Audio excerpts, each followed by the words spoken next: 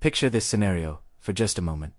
You've got $1.5 million burning a hole in your pocket. That's some seriously impressive cash. With that kind of substantial money, you could purchase an actual medieval castle in the beautiful countryside of Normandy, France. We're talking about a magnificent 12-bedroom fortress complete with a genuine moat, ancient stone walls, and maybe even a centuries-old ghost named Pierre, who will critically judge your wine selections and dinner party guest lists. This castle would come with acres of pristine land, vineyards, and probably enough history to fill several documentary series. Now take that exact same $1.5 million and hop on a commercial flight to Toronto or Vancouver. What does your substantial investment buy you in these Canadian metropolitan areas? A rundown semi-detached fixer-upper that perpetually reeks of wet dog, features a basement ceiling so low you'll need to walk around permanently hunched like Quasimodo, and probably comes with neighbors who blast music at 3 in the morning.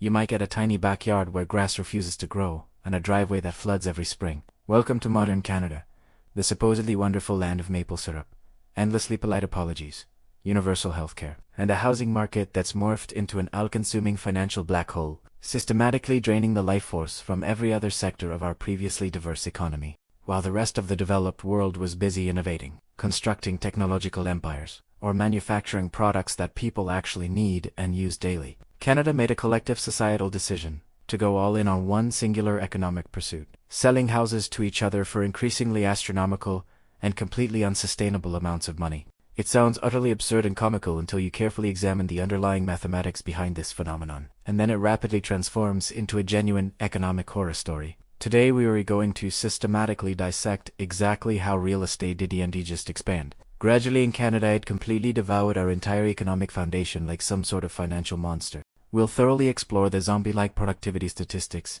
that should terrify every citizen, the shadowy and dangerous realm of underground banking operations, the severe moral hazard created by repeated government bailouts of financial institutions, and the absolutely frightening reality of what happens when an entire nation systematically confuses debt accumulation with actual wealth creation. Buckle up extremely tight, because this analytical ride is going to get incredibly bumpy and possibly nauseating. Let me tell you an illuminating story about what economists call the Great Capital Vacuum. Imagine you're a brilliant young entrepreneur named Kevin with an advanced degree in computer science. You've spent 2 years developing an innovative concept for an artificial intelligence startup that could completely revolutionize the global logistics industry, potentially saving companies billions in efficiency costs.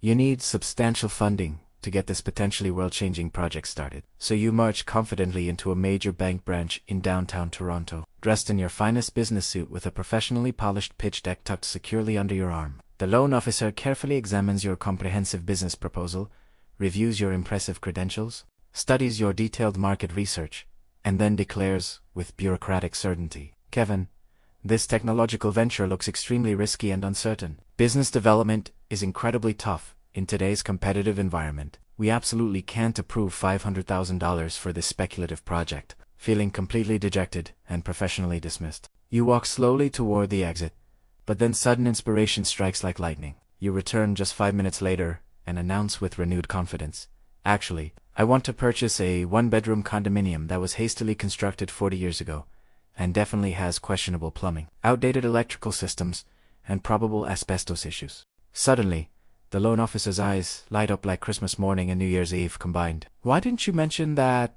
real estate investment initially? Here's $1 million immediately. Go have yourself an absolute blast, and don't worry about the interest rates." This perfectly illustrates what leading economists call the Great Capital Suck phenomenon. Healthy, sustainable economies flourish when available. Capital flows intelligently into productive assets like advanced manufacturing facilities, cutting-edge software development, sophisticated machinery, and groundbreaking research initiatives. These strategic investments create sustainable, well-paying employment opportunities and exportable goods that fundamentally strengthen the nation's long-term economic foundation and international competitiveness. However, in modern Canada, an absolutely obscene portion of available investment capital has been systematically redirected away from productivity enhancement and innovation, and channeled directly into residential real estate speculation and asset price inflation. Let's carefully examine the hard statistical data, because numbers don't fabricate convenient stories the way real estate agents and politicians sometimes do.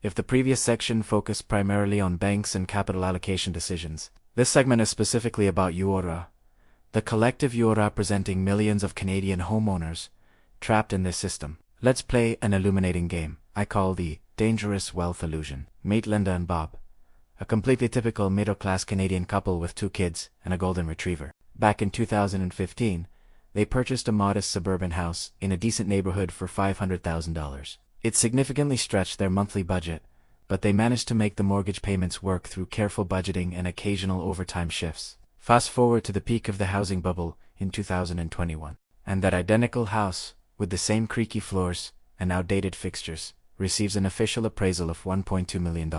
Linda and Bob suddenly feel like absolute financial geniuses and investment wizards. They've apparently earned $700,000 in pure profit without lifting a single finger, learning any new skills, or adding any actual value to society. They genuinely believe they're wealthy now, and start planning expensive vacations they previously couldn't afford. But hold on just a second, are they actually rich in any meaningful sense? Can they spend that house equity like actual cash? Can they consume the drywall for sustenance, or pay their grocery bills with bathroom tiles? Obviously not. Unless they sell their home immediately and relocate to a yurt in rural Saskatchewan, that $700,000 remains completely imaginary and inaccessible. Enter the friendly neighborhood drug dealer of the Canadian economy, the HELOC, or home equity line of credit. The bank contacts Linda and Bob with this irresistibly tempting offer. Hey there, you've got $700,000 of valuable equity just sitting there doing absolutely nothing productive. Why don't you unlock that tremendous value and put it to work? So Linda and Bob eagerly establish a substantial HELOC credit line. It feels exactly like discovering free money growing on trees in their backyard. They immediately use these readily available funds to purchase a brand new Ford F-150 pickup. Truck, the official vehicle of financing your entire lifestyle through dangerous debt accumulation. They also completely renovate their kitchen with expensive quartz countertops, stainless steel appliances, and custom cabinetry. Naturally. And here is the real financial kicker. They might even use a significant portion as a down payment on an investment condominium in a trendy downtown neighborhood, convinced they're building a real estate empire. This phenomenon is what I call HELOC heroin addiction. It fueled a massive, unsustainable consumption boom across Canada that effectively masked the reality that our actual wages and productivity were UNT growing at all. Instead of earning more money through improved skills or economic innovation, Canadians felt wealthy because their houses were artificially inflating in value. So they systematically borrowed against that perceived wealth to purchase consumer goods and maintain lifestyles they could actually afford. At the peak of this dangerous mania, Canadians became among the most heavily indebted people on the entire planet. We actually surpassed Americans in household debt-to-income ratio, which is a competition you definitely don't want to win under any circumstances. For every single dollar of disposable income, the average Canadian household earned through actual work, they owed approximately 180 to 185 cents in total accumulated debt across mortgages, credit cards, and personal loans. Compare that frightening statistic to the United States, where consumers actually learned from their mistakes and reduced their debt burdens. Significantly after the devastating 2008 financial crash, Canadians looked at the American housing crisis and financial meltdown and essentially said, "Hold our beer and watch us do this even worse." But here's where this seemingly positive story takes an extremely dark and dangerous turn. HELOCs typically featured variable interest rates that fluctuate with central bank policy decisions. When rates sat at historically low levels of 0.25%, this financial arrangement felt like a never-ending party where money was practically free. It cost virtually nothing to borrow $100,000. However, when the Bank of Canada began aggressively raising interest rates in 2022 and 23 to combat dangerous inflation levels, the inevitable hangover hit Canadian households with absolutely devastating force. Suddenly,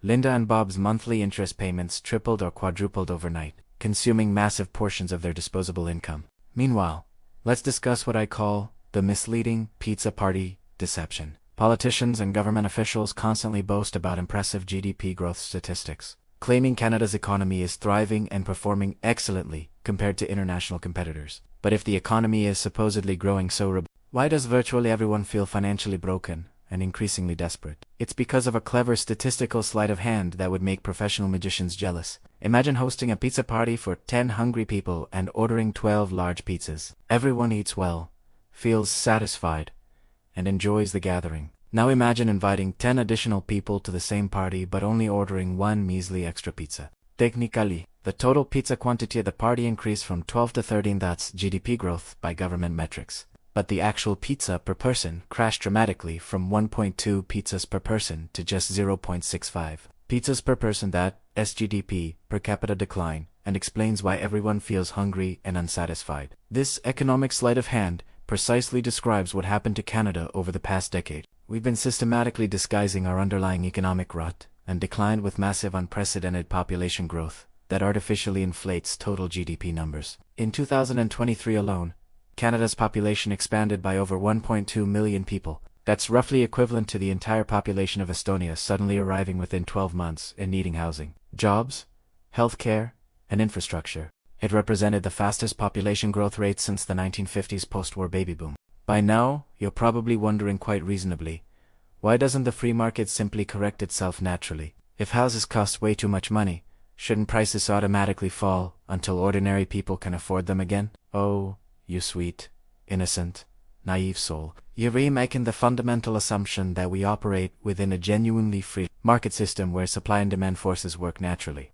We absolutely do not live in such a world. We exist within a carefully constructed and heavily protected asset class structure designed to benefit existing property owners. The Canadian government, regardless of which political party currently holds power, lives in absolute terror of declining home prices under any circumstances. Why this extreme fear? Because homeowner voters represent the most politically powerful and influential demographic in the entire country. If home prices drop 20% or more, the governing party gets voted out of office immediately and decisively. It's that politically straightforward and ruthless. Consequently, they've constructed an elaborate, interconnected web of moral hazard policies. Moral hazard occurs when you take enormous risks, because you know with certainty that someone else will cover all the costs if things go badly sideways. Consider the CMHC, Canada Mortgage and Housing Corporation, a powerful government-crowned corporation that provides essential mortgage insurance coverage. If you purchase a house with less than 20% down payment, you must pay mandatory premiums for this insurance coverage. But here is the absolutely crucial detail that most people do understand.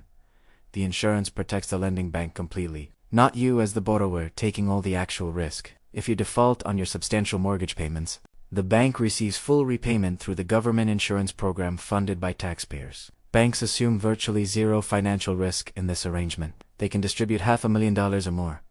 And if you can't repay due to job loss or economic hardship, taxpayers through the CMHC make them completely whole without any losses.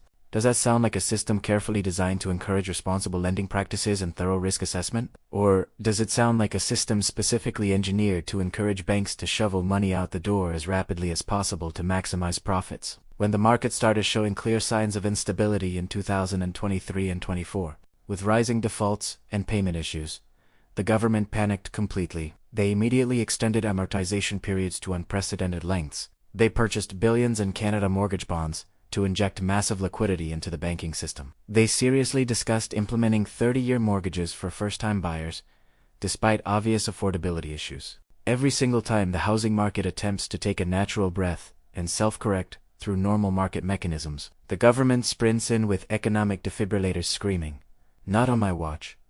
We will not allow housing prices to fall." This relentless intervention has created something I call the new feudal caste system that's destroying Canadian social mobility. For many decades, the fundamental Canadian social contract was beautifully simple and achievable. Work hard at a decent job, save money responsibly, buy a reasonable house, build equity, retire comfortably with dignity. That social contract is completely dead now, buried under mountains of debt and speculation. We've replaced it with a rigid, economically feudal hierarchy that's becoming increasingly impossible to escape. Class A consists of what I call the landed gentry. People who purchased real estate before 2015 when prices were still somewhat reasonable. They aren't necessarily smarter, harder working, or more deserving than anyone else. They were simply born earlier or made purchases at the historically right time through pure luck. They are now sitting comfortably on millions in completely tax-free capital gains and systematically leverage their accumulated equity to acquire multiple rental properties, effectively imposing a devastating tax on the earned income of Class B citizens. Class B represents the modern serfs renters, young people, recent immigrants, and anyone who missed the narrow historical boat. They pay 50 to 60% of their hard-earned income directly to Class A property owners just to secure basic shelter and housing. Because rental costs consume such enormous portions of income, they cannot realistically save for down payments on their own properties. The economic ladder has been systematically pulled up and burned. This isn't merely about money and financial statistics, it profoundly affects fundamental life decisions and human dignity. When housing costs absorb all available income, young people delay marriage indefinitely and postpone having children they desperately want. Canada's fertility rate plummeted to an all-time historical low of 1.26 children per woman in 2023. We're literally experiencing demographic decline and potential civilization collapse because we can not afford to reproduce and raise families. Consider the severe psychological impact on an entire generation. You have 30-year-old professionals, lawyers, engineers, teachers, skilled tradespeople living with 3 random roommates or moving back in with their parents out of financial necessity. This creates a devastating state of arrested development and psychological You can't feel like a functioning adult when you're re-asking your mother for permission to bring a romantic date over at age. This extreme inequality breeds deep social resentment and class warfare. You walk down the street and observe a baby boomer driving a luxury Porsche purchased with a massive HELOC, while casually passing a tent encampment of homeless people in the local public park. The disconnect between these realities is visceral and rage-inducing for younger generations. If you naively believed the only people purchasing Canadian real estate were hardworking families and hopeful immigrants pursuing the Canadian dream, I have a bridge, or rather, a luxury condominium in Vancouver to sell you at an inflated price. We absolutely must discuss the dirty, criminal underbelly of this housing boom, systematic money laundering operations. In international criminal circles around the world, Canada has earned a rather cute and deceptively innocent nickname. They call our money laundering process Snow White. It sounds refreshing and clean, like a crisp mountain breeze or a winter vacation in the Rockies. But what it actually means is taking dirty money from international drug cartels, corrupt government officials, arms dealers, human traffickers, and sophisticated international fraudsters, then systematically scrubbing it completely clean through strategic Canadian real estate purchases. For many years running, Canada maintained some of the weakest and most porous financial transparency laws among developed G7 nations. You could easily purchase a $20 million luxury penthouse in downtown Vancouver through a numbered company owned by a shell corporation registered in the city, which was in turn owned by a trust domiciled in the British Virgin Islands, controlled by another shell company in Panama. Nobody in government, law enforcement, or regulatory agencies knew who actually owned the valuable property. The so-called Vancouver model became internationally famous and widely copied among sophisticated money launderers operating worldwide. Here's exactly how this elaborate criminal system operated with frightening efficiency and government complicity. First, international gangsters and cartel operatives would walk confidently into British Columbia. Casinos carrying literal hockey bags and suitcases stuffed with $20 bills, sometimes millions in cash proceeds from drug sales. Second, they'd purchase gaming chips worth hundreds of thousands, gamble briefly and strategically to create a legitimate paper trail, then cash out their chips for clean money. Third, they now possessed legitimate casino winning checks. The dirty drug money appeared completely clean and legally obtained. Fourth, they'd take those checks directly to eager real estate agents and purchase expensive properties with no questions asked. Fifth, the properties would sit completely empty for years, appreciating in value by 15 to 20% annually while serving as perfect money storage devices and inflation hedges. It was the perfect crime with virtually no risk of prosecution or asset forfeiture. And various levels of government turned a completely blind eye for years because, hey, it significantly boosted provincial GDP numbers, tax revenues, and employment in construction and real estate sectors. Who cares if the money originally comes from fentanyl sales that kill thousands of Canadian citizens annually, if it helps balance provincial budgets and keeps voters happy? A comprehensive report by the expert panel on money laundering in British Columbia estimated that, in 1 year alone, $7.4 billion was systematically laundered through the province, with $5 billion going directly into residential real estate markets. That's enough dirty money to completely distort entire metropolitan housing markets and permanently price out legitimate Canadian buyers. When you bid on a house as a law-abiding Canadian citizen, you're not just competing against Linda and Bob from our earlier story. You're unknowingly competing against the Sinaloa cartel, Russian oligarchs, Chinese Communist Party officials, and Middle Eastern arms dealers. And guess what? The international criminal cartel has significantly more cash than you do, and absolutely doesn't care about overpaying. We effectively sold our national sovereignty and territorial integrity to the highest international bidder, systematically turning our beautiful cities into safety deposit boxers for the global criminal elite, while our own law-abiding citizens live in basement suites, sleep in cars, and struggle desperately to afford basic rent payments. This brings us to what I call the Great Brain Hemorrhage, the systematic exodus of our best and brightest citizens to other countries. We discuss immigration policy extensively in political circles. People moving into Canada but rarely examine the devastating emigration of our most talented and educated citizens to better opportunities elsewhere. If you're a 25-year-old software engineer graduating from the University of Waterloo, one of the world's premier technology schools, you face a stark and depressing choice that will fundamentally determine your entire life trajectory, career prospects, and family planning decisions. Option A. Move to expensive Toronto. Earn 85,000 Canadian dollars annually. Pay $3,000 monthly for a tiny shoebox apartment shared with random roommates. Save absolutely nothing for retirement or emergencies. You get free healthcare if you can actually find a family doctor, which you probably can't do due to severe physician shortages, and wait 6 months for specialist appointments. You live in constant financial stress and never own property. Option B.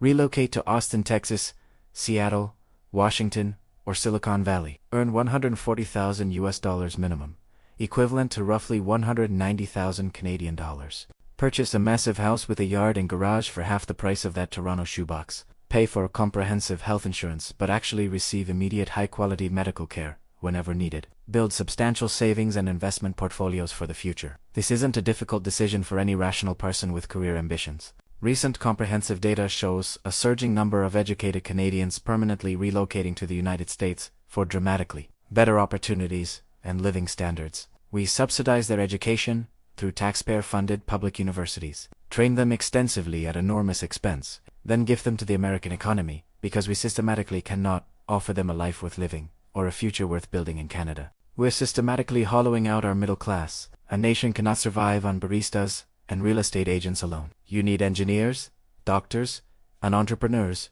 driving innovation. But why would a physician remain in Canada when housing costs consume 60% of their take-home income? We're becoming a bizarre combination of nursery and nursing home. We educate and raise young people. They emigrate during their most productive years, and maybe they return when elderly to utilize our healthcare system. So how does this economic thriller conclude? Spoiler alert, it's definitely not a romantic comedy. Economists generally envision 2 scenarios for Canada's future, and neither option is particularly enjoyable. Scenario A represents the dramatic crash American 2008 style. The bubble finally bursts catastrophically. Prices plummet 30 to 50%. The positive side, housing becomes affordable again for younger generations. The negative side, the banking system collapses completely. Millions lose employment. Our dollar tanks, and we experience economic anarchy for 2 to 3 years. However, remember our earlier discussion about government intervention. Officials will do absolutely anything to prevent this outcome. They'll print unlimited money, extend amortization periods to 100 years, and bail out every institution. This brings us to scenario B, the slow stagnation, also known as Trap. This represents the more likely and arguably more painful outcome. During the 1990s, Japan's real estate bubble burst spectacularly. Instead of allowing markets to clear naturally, they kept zombie companies alive through cheap debt infusions. The result became known as the lost decades, 30 years of zero economic growth. Wages flatlined completely. Stock markets accomplished nothing. Citizens experienced a slow, grinding decline in living standards. Canada is staring directly down the barrel of this scenario. We might not witness a spectacular crash. Instead, we might see nominal prices remain elevated while inflation gradually erodes our purchasing power. We'll become a low-growth, high-cost museum of a nation, a place where wealthy individuals own everything, poor people serve them, and ambitious citizens emigrate. We're trading our future economic dynamism for current stability. We're choosing comfort today at the cost of being financially destitute tomorrow. The real estate trap extends far beyond house prices. It's fundamentally about the allocation of human energy and potential. When an entire generation spends their mental energy worrying about rent payments, mortgage rates, and housing scarcity, they're not thinking about art, scientific innovation, business creation, or community building. We've trapped our collective potential inside 4 walls of drywall and debt. But is this situation completely hopeless? Should you pack your belongings and relocate to a hut in Belize? Not necessarily, but we desperately need to wake up. The first step towards solving any problem involves admitting you have one. Canada is an addict. We're addicted to artificially high home prices. We treat houses like Bitcoin with bathrooms attached. To fix this crisis, we need a fundamental cultural shift. We must stop celebrating when house prices increase. High housing prices don't represent wealth creation, they represent inflation and policy failure. We need to demand that politicians stop protecting financial institutions and start protecting the productive economy. We must tax land speculation heavily and incentivize business investment.